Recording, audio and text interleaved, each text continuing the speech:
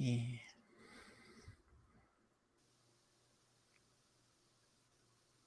I'm not showing a picture. I'm seeing a lot. Oh, there we go.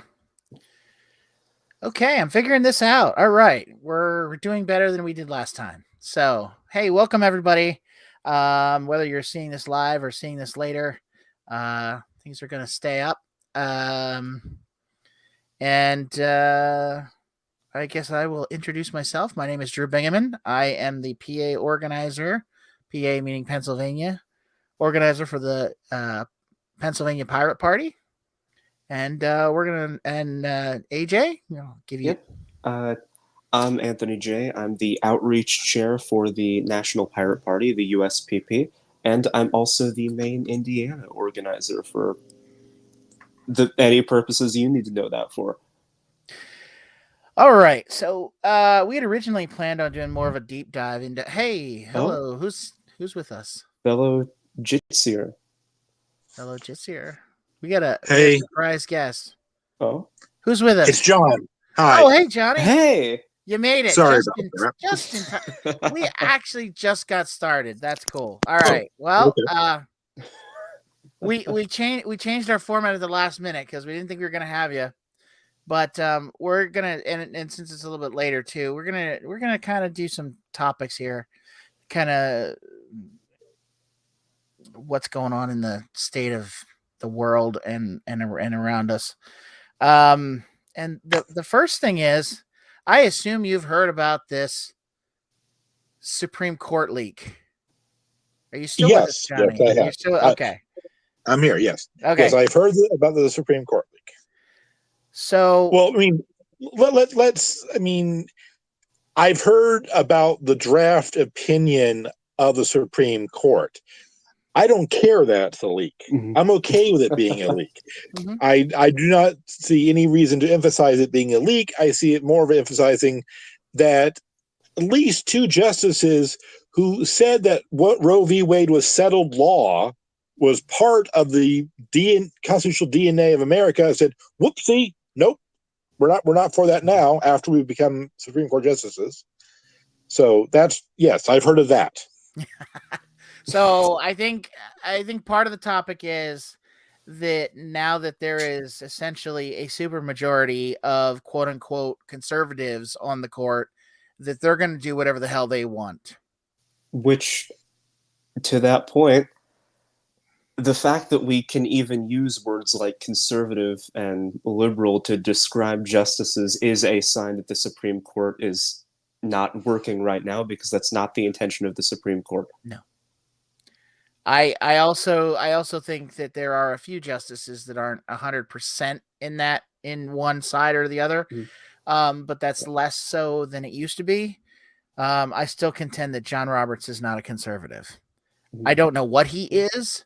I know he's a statist, but I don't know what else he is. Yeah. So I don't know if we can say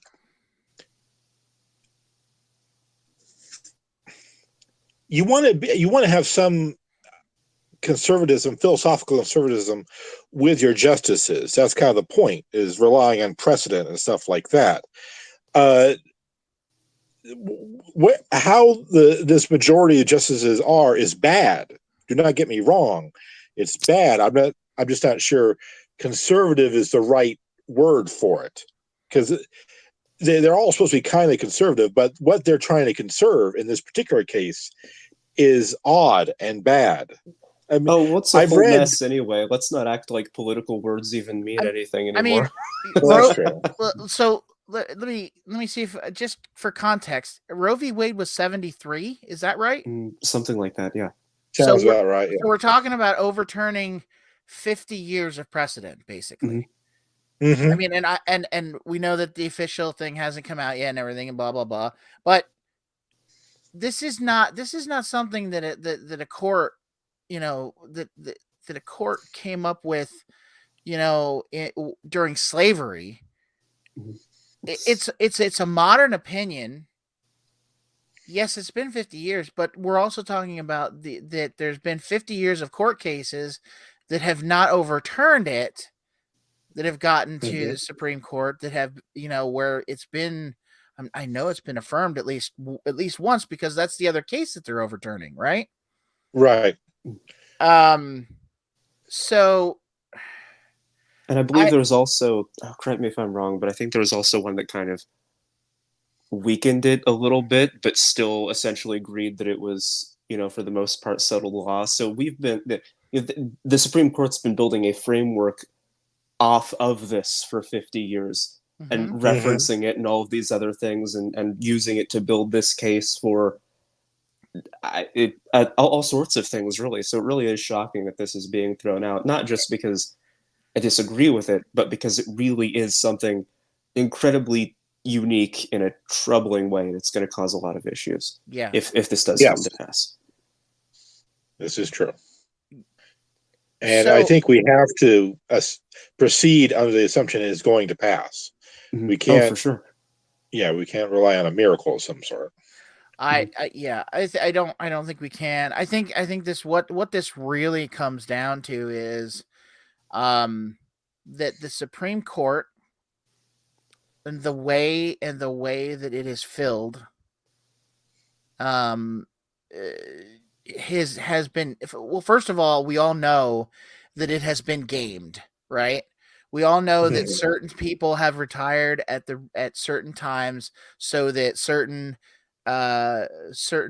presidents can have their shot at nominating the next Supreme Court justice. So it's been And gamed. certain people did not retire when a lot of people said they really should have retired, which Agreed. allowed other gaming to go on. Yeah. Yeah. So, I mean, I think the one thing that this proves beyond a shadow of a doubt for me is that the Supreme Court system is broken, and when the one part of government that was supposed to be nonpartisan, or really not political, it wasn't meant to be political. It was supposed to be about the law. It's just not anymore. It is completely now partisan, and very much political. So we see that as soon as that supermajority is in power, is in control of the Supreme Court, that we are starting to get the conservative wish list. Now, do I think the other part, one of the other parts of this conservative wish list, is something that is actually freedom related, and would be like a super strong reaffirmation of the Second Amendment. But do I think that's actually going to come from this statist group? I don't think so. No. I don't think No so. way. No way. And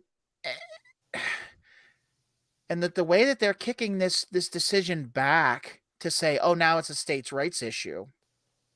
They should also this decision should be used to also tear down uh, all federal bans on drugs.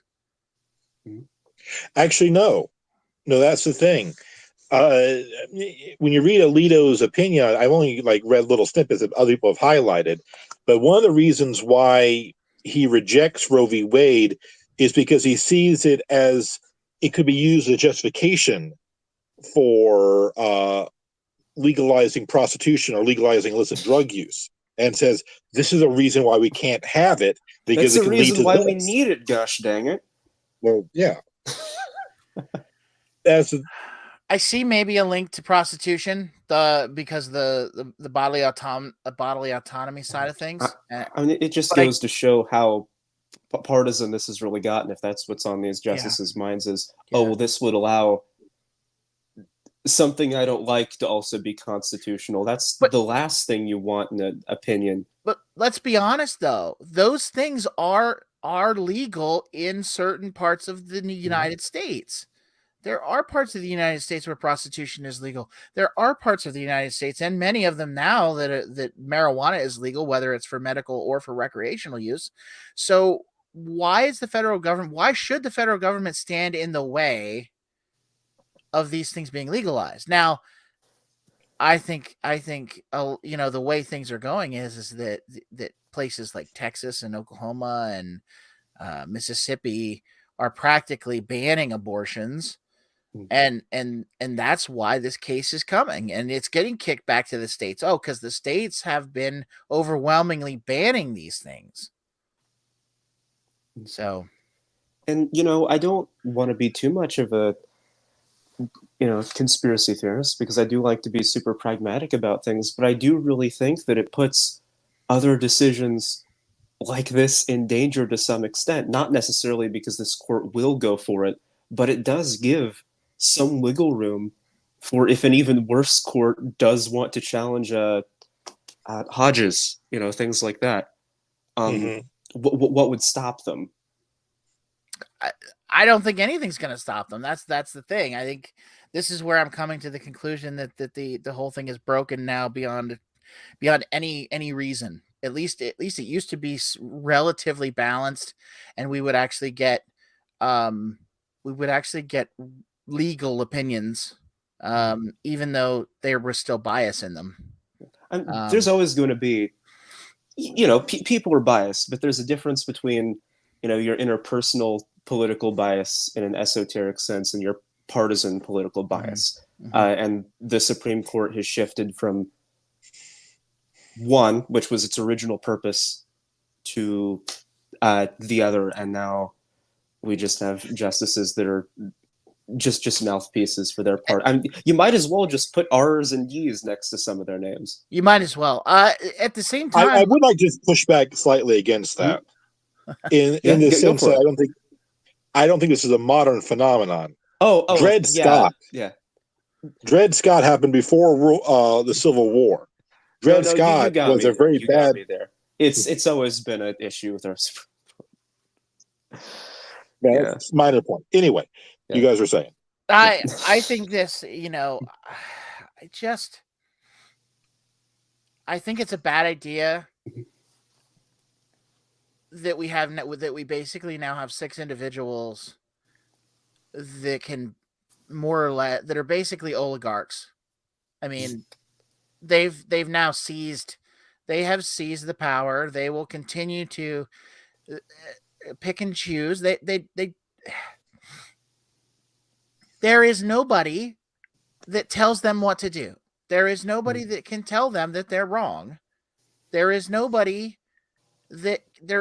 check and balance against them other than the legislature, which they can override if they all they got to do is get a case. And there's always lawyers willing to file suit on things. So I don't like this. I think this is a bad precedent. But let's move on to maybe a related thing here. What about the whistle? What about there's going to be a whistleblower, the person who leaked this. Yeah, the leaker. Maybe whistleblower isn't the right term. Maybe it is. I know some people are very protective about their definition of the word whistleblower. So leaker is probably better. But I mean, well, we're the pirate party. I think everyone knows what our opinion is when it comes to supporting leakers. Well, we're for transparency, anyways. And I mean, even if it was only days away. Yeah. If this is settled, I mean, I don't see any reason why, if somebody does come out as a whistleblower / leaker of this, that there should not be any repercussions on that person. I mean, that there's going to be. Oh, absolutely. Unfortunately, it's just. And it really is insane to me that so many people seem to be focused on the leaking aspect. I mean, it was like I think it was SCOTUS blog, which is a website group of people that I really respect because they keep people updated on what's happening in the Supreme Court. Talked about how this is like a grave and terrible sin and how it should have never happened. I'm like, that's not really the grave and terrible sin I'm concerned about here, SCOTUS blog. The thing is that the Supreme Court is the least transparent part of our government outside of things that are classified. Let's put it that way. Right. And that's entirely by design, and they'll argue that it's for a good cause. that the mystery and grandeur is supposed to help them do their job better. So, I mean, it's entirely intentional. They're not doing it just to be spooky or anything. They're doing it ostensibly because it helps them make better law. I just don't get what I the don't big know if deal I is. agree with that. You know, No, I I just don't don't get agree with that what the either. big deal is in this happening. In this just happening once. You know, the way I like to look at whistleblowing and leaking is that it's just a reasonable check and balance on all of our other systems of government. Maybe if it happened, every single day, and instead of us actually codifying some sort of system for transparency, people just constantly leaked stuff, maybe that would get a little annoying and a little obstructive, and that wouldn't be the right way to go about things. But one leak happening every once in a while is just a public good. I'm sorry, there's no other way that I can there's no other way I can get around it. It's just a reasonable check and balance on our government. So there should always be good. there should always be the threat of things coming to light if you are in a position of power. That's what keeps you honest. A public good, you said. So you're saying it should be subsidized by the government. That's what you're saying, right? Government subsidized whistleblowing. Government Yes. I don't know if I go that far, but I certainly don't think that there should be any criminal charges filed or well, I'm sure they broke rules, and when you break rules, that can be the end of your job. I mean, yeah, they might. I mean, but honestly, if they get fired, they took that risk. I think that's fair. But if it goes beyond that, that's just unethical. It shouldn't. I think the other thing too is about this leak, and so it's this leak is basically unprecedented because this decision is unprecedented. In that, the overturning of 50 years of Roe v. Wade, and I just that's because it's shocking. It is a shocking overturn. Maybe not shocking if you think about it from the context of knowing that there are 6 justices that were all appointed by Republicans, and that they sat up there and lied apparently on the in front of Congress. Just to get approved, which to me, every one of them that said that testified in front of Congress should be brought up on charges. They should be brought up on perjury charges. Well, it's crazy to me how often people in positions of power can get away with lying to Congress. I mean, that's just a monthly occurrence now at this point. Including members of Congress lying to Congress. That happens a lot too. I don't know. It's almost not shocking at this point because that I expect that of almost all of our federal officials. Yeah, and that's probably the at the end of the day, the saddest thing about this is if you step back and think about it, it's not shocking because of the makeup of the court, and that these kind of things are just going to be that we expect these sort of things now, and we're not shocked, and we're not really stunned, or it's to be expected that a corrupt system is corrupt and continues to be corrupt in the direction that the people in charge are pushing it.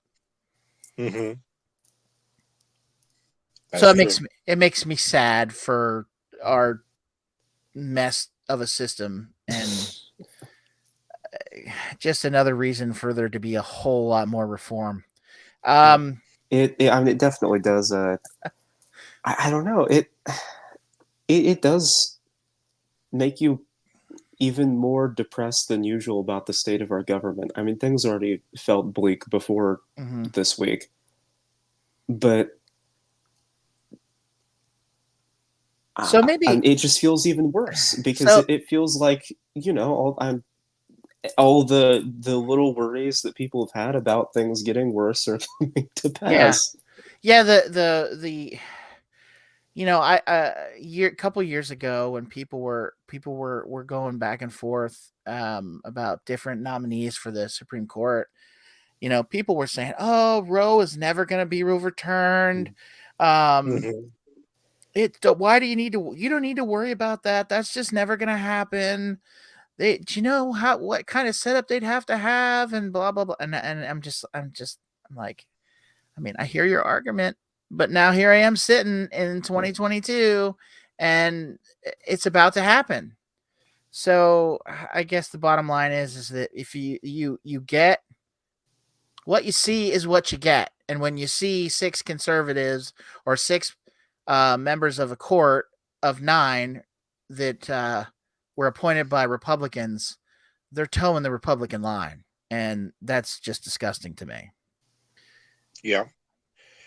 There is something grimly optimistic about this, though. I am listening for that. The same argument can be applied to, the Pirate Party will never get any electoral success. In a sane universe, we won't get electoral success, but we don't live in a sane universe anymore. That's true. It's true. We do not. So bring on the pirate president. I mean, that cannot be any sillier than anything else that's going on right now. You do have a good point, is that, we can, cry about how it feels like our democracy is just completely crumbling apart in front of our eyes. But that means that we're about to have one of those fun chapters in the history book where everything is just so insane that it's not believable to future generations, and we can be part of that. The crazy years. Robert Heinlein always called that in his Future History series, the crazy years. And he never really went into a whole lot of detail, but like there's history up to that point, and then there's history after that point. And there's not a whole lot said about the crazy years other than they're called the crazy years. And I think we might be on the precipice of the crazy years. God, I would like to turn that around if possible and maybe slow this ship and steer it away from that. Yeah. But the only ship we can control is Ireland, unfortunately. Yeah, unless it's owned by John Deere. Then they can control it for us. So here's my segue. Here's my segue. Obviously, everybody knows about the war in the Ukraine. Apparently, the Russians stole about $3 million worth of brand new John Deere equipment, farm equipment, not like lawn tractors, like big time combines and harvesters and things. And apparently, I knew they had some pretty good tech in them, but apparently they're so high tech right now that some of them can be run remotely without a person in them, and they can all be apparently shut down by the manufacturer remotely anywhere on the globe. And that's what John Deere did. They found out that they went I think they went like 300 or 700 miles to Chechnya.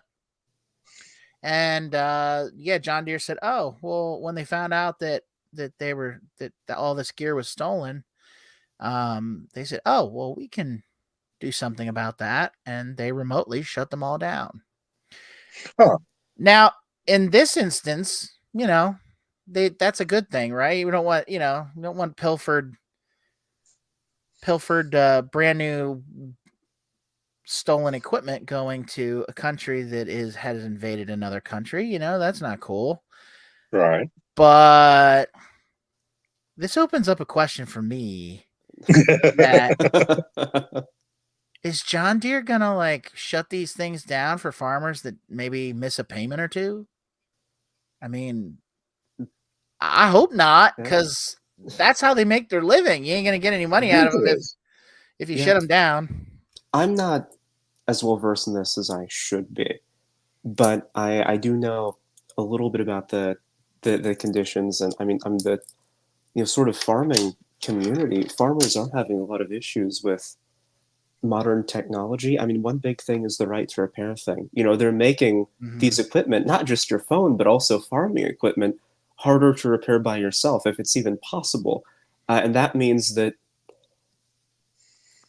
it's more expensive to get them repaired. And these are a group of people that are used to doing basically everything themselves, and this right is being stripped away from them, and it's making it harder for them to do their job.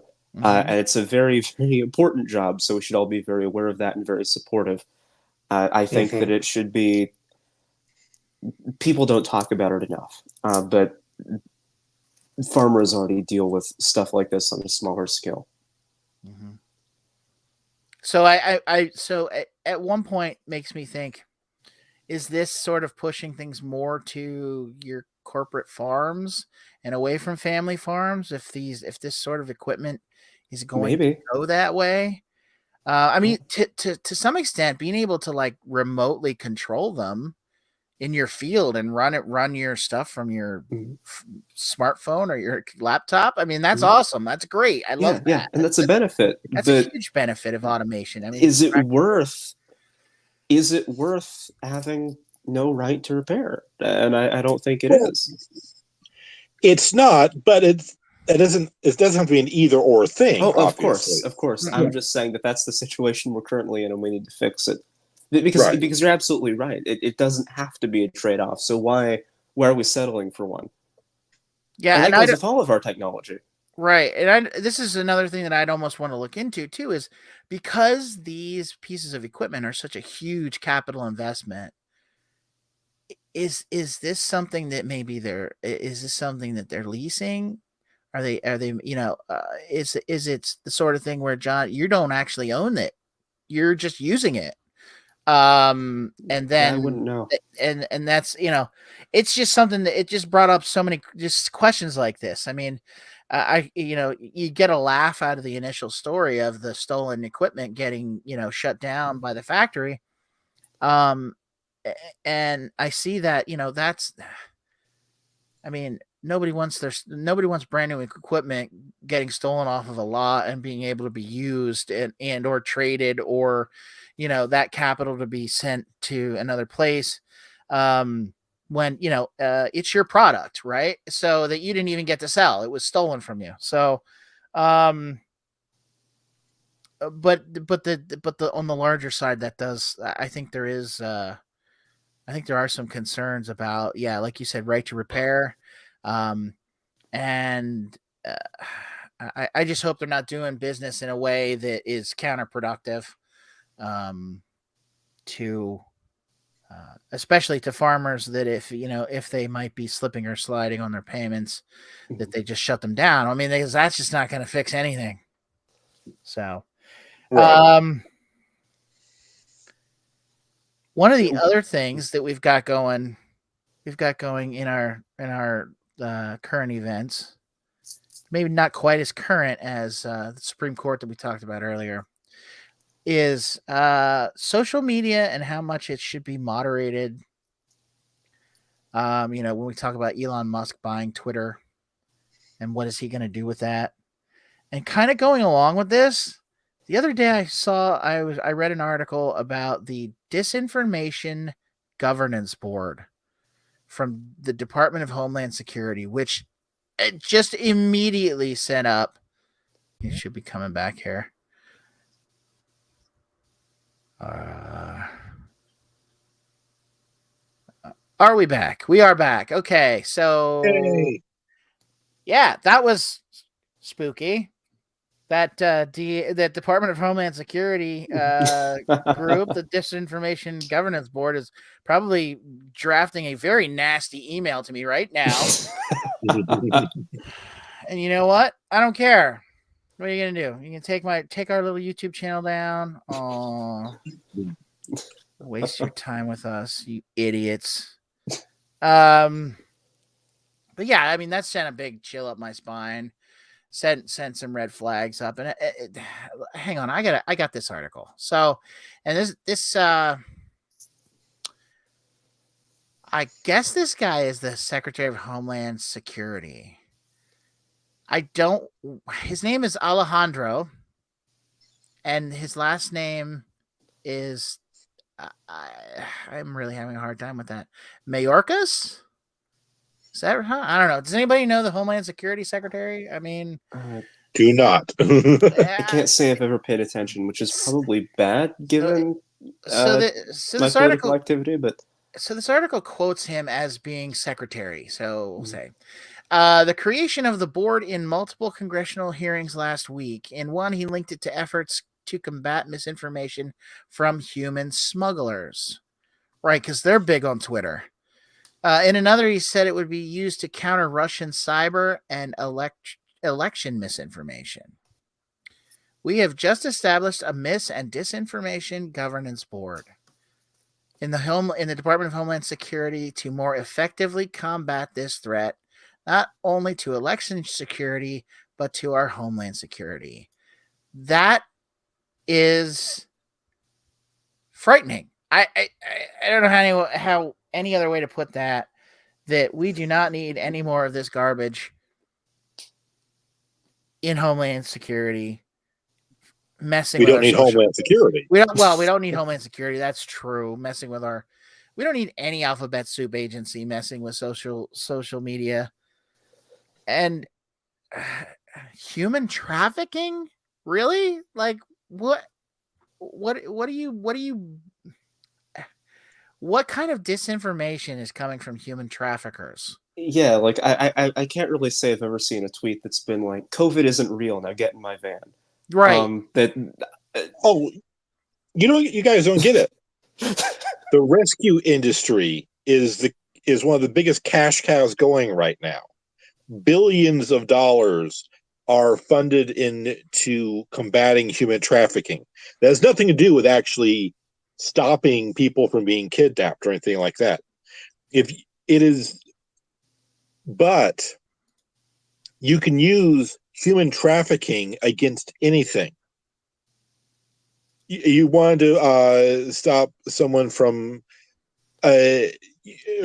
arguing for some sort of civil rights thing, link it to human trafficking. You want to stop some business from doing something, link it to human trafficking. Human trafficking is the perfect boogeyman for law enforcement to use as a cudgel against everything. and I That's mean why it's there. we've also seen it to that point. Funny enough, we've also seen it being used in the kinds of conspiracy theories that the disinformation governance board would be out for anyway, right? I mean that. So that's kind of a funny thing. Yeah. Honestly, though, I think don't shoot me for this, uh, but I think I'm going to be kind of the cautious pragmatist on that one and say I really want to see what happens with this, because if it really is just them sending strongly worded letters to like Alex Jones types, or making sure that people get their uh, that people do follow the laws when it comes to like slander and things like that, or if it legitimately is trying to uh, figure more out about cybercrime and that sort of thing. I can't say I'd be too upset about that. Naturally, that is the good ending here. Uh, but I do want to see what happens, because I can see this going a few different ways, and there are a few ways that I wouldn't be completely up in arms about, even if I don't necessarily like the idea of a disinformation governance board. So their second thing was elections and Mhm. disinformation and misinformation Yeah. in elections. Have these idiots ever seen the kind of commercials that get put out on television? Yeah. I mean, that's all they are. They're either they're approved and lying in a good way about a candidate, or they're against a candidate and they're mostly lying in a bad way about a candidate. Um, most mainstream campaign advertisements are a big pile of horse manure. I mean, it's just the way it is. I don't know why they think why is social media different? Social media isn't different. It's just that I don't know. This would be television stations and newspapers would be having an absolute conniption fit about an organization like this if they were targeting traditional media. I just don't. This would be everybody would just be screaming this is a violation of the First Amendment. But because we've been convinced of a great big boogeyman, of the Russians that influenced our election one time, which I still don't buy. It's okay. It's okay because it's cyberspace, right? It's Right. not. It's not okay because it's cyberspace. That's I guess- exactly why I want to. I'm sorry, I didn't mean Go to cut ahead. you No, off. no, go ahead. I said that's exactly why I want to wait and see what exactly this is, because they're still being super, super vague, which I mean naturally can be a bad sign, as it tends to be. But I just want to know what this actually is before I pass that much judgment. Yeah, I mean, and- I'm skeptical. I don't necessarily like the idea, but And them you broadening- can't tell me that you even know what this is. Not really. Yeah. No. I don't know what they're what if this is just an information gathering board, or is this something that is actually going to take actions against individuals, or are they going to be taking actions against corporations that are the owners of the social media, of each social media? Like, is Zuckerberg gonna get are they gonna come in and with a great big paddle and spanked Mark Zuckerberg? And If this can lead to Mark Zuckerberg getting swatted, I may change my mind about it. This may be That's what I'm saying. I do think that there is a good ending here. I do think that there are things that this board could do legitimately for the public good. Will those things happen? Maybe not, but it's possible. And there's a lot of people that said that about the Supreme Court too, but look at where that's at. Man, those Federalist Papers Yeah, just don't hold the up Federalist Papers. It's just not. It's really not. It's not looking good. today. So kind of going back to the original part of this is how much should there be how much should be moderated on social media, or does it depend on the site? Does it depend on where Twitter is definitely not a family friendly place.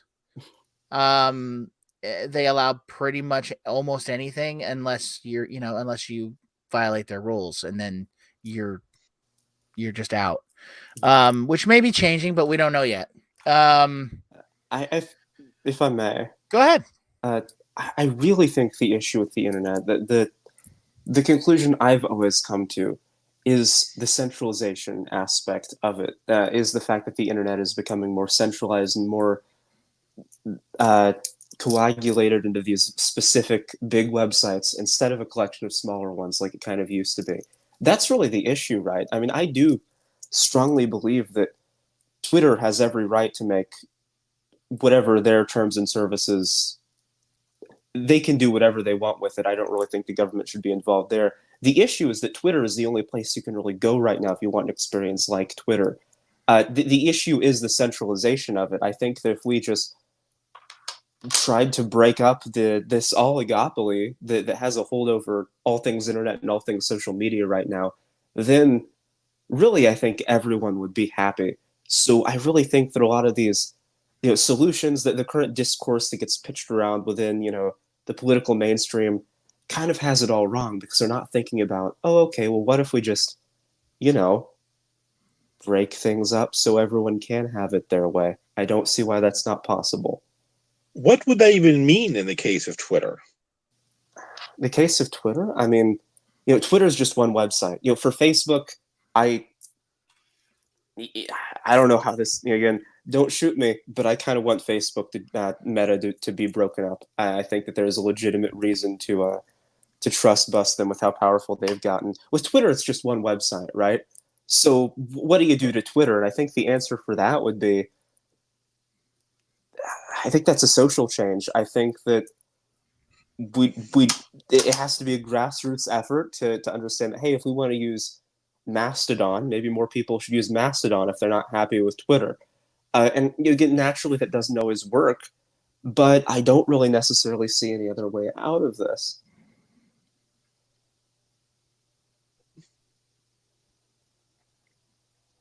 Maybe I'm not Mhm. understanding the existential threat here. Mhm. I mean, what are we trying to get out of Elon Musk having a temper tantrum? Well, I mean, that's a good question. I think with when it comes to Twitter, I mean, Twitter is basically going to be his baby now, right? I mean, it's going off the Maybe. maybe is going off the stock exchange. Well, yeah, there's actually a good question whether this thing is actually to go through or not. Oh, okay. Mm. I think the idea is that if it does go through, it will be a private company and off the stock exchange.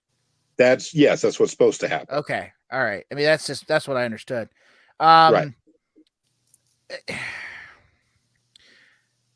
Then it comes to so you know, we look at Facebook, Google, those companies, those are publicly traded companies.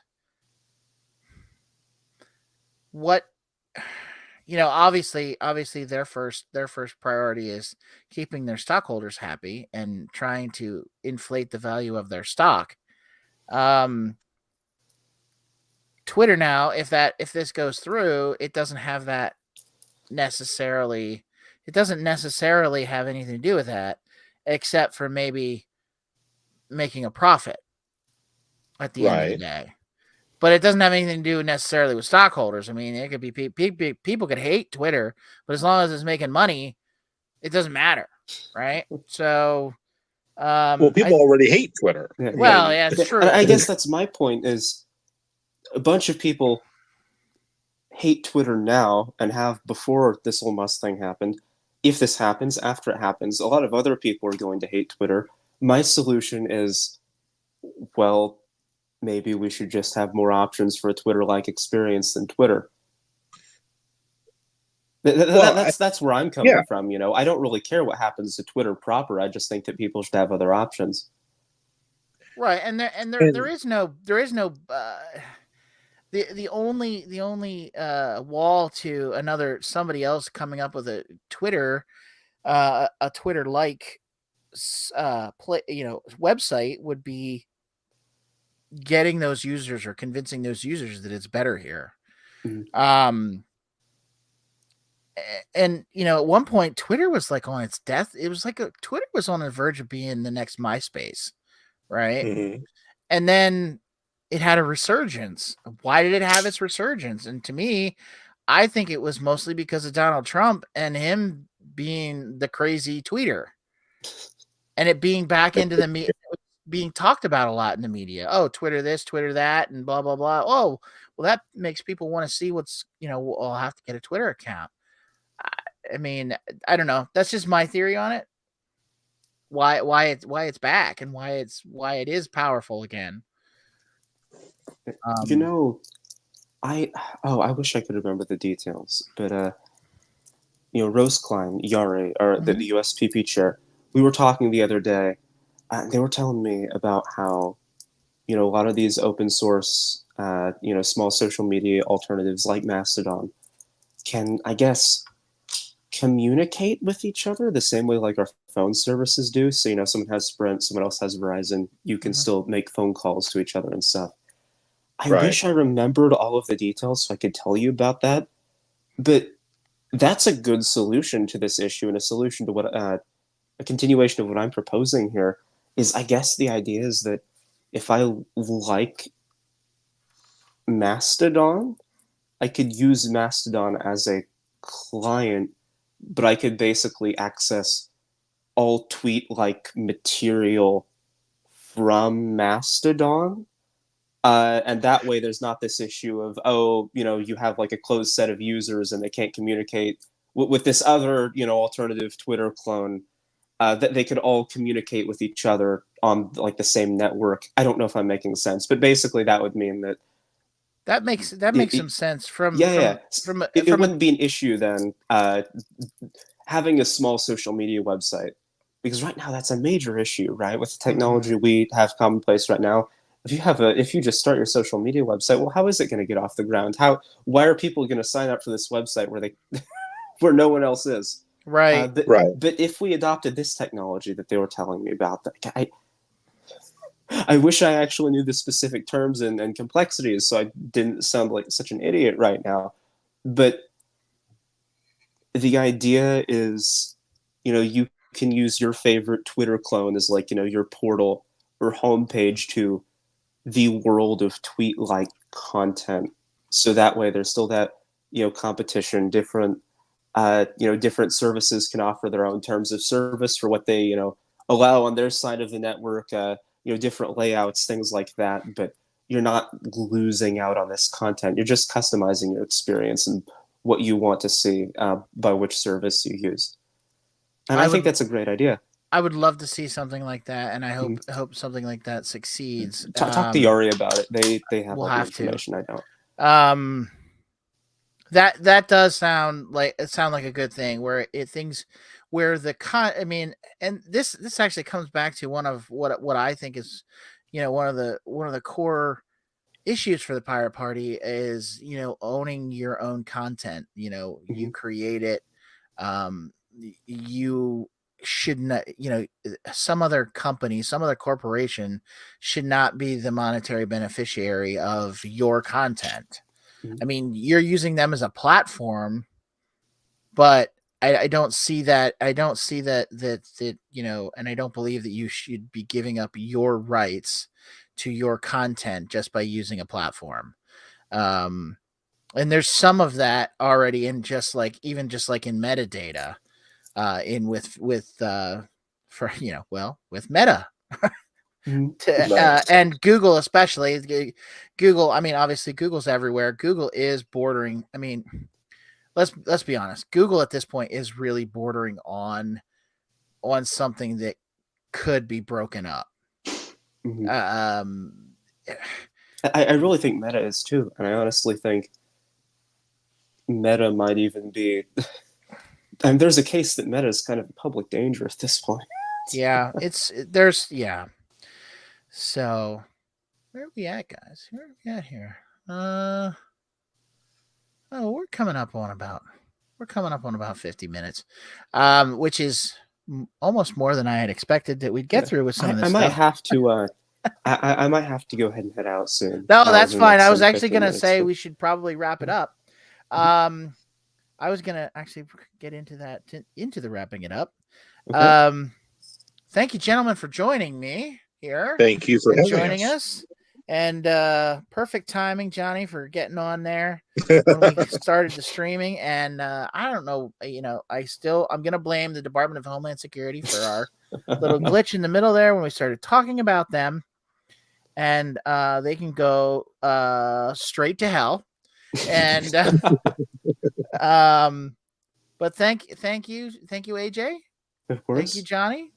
Thank you. And maybe we'll be a little bit more organized next week and get into some of that deep dive stuff. Although I think we did pretty good job on deep diving some of these issues that were current events, and I just wanted to talk about the Supreme Court thing more than anything today. So that kind of worked out. Don't forget the tractors. Can't forget the tractors. That's just scary more than anything, honestly. Because we know that technology it's either in new cars or it's coming to new cars also. So true. Yeah. So, alrighty. Well, thank you for joining us, and stick around. We stick around next week, sometime around this same bat time, and it will be on the same bat channel. But we will try to get ourselves a little deep dive on one topic and go from there. And we will continue on this Pirates 101, learning about our values and what we really stand for. And if you agree with us, you should volunteer and come or out if you don't and help agree us with build us. out. Yeah, I mean, if you agree on like a decent amount, but you're like, there's one thing they said that I kind of hate. Don't let one thing be a deal breaker. You are allowed more than allowed, actually, to spar us in the free marketplace of ideas. Absolutely. Well said. All right. Have a great night, ladies and gentlemen. And we will see you next week. Sounds good. Good night. Good night.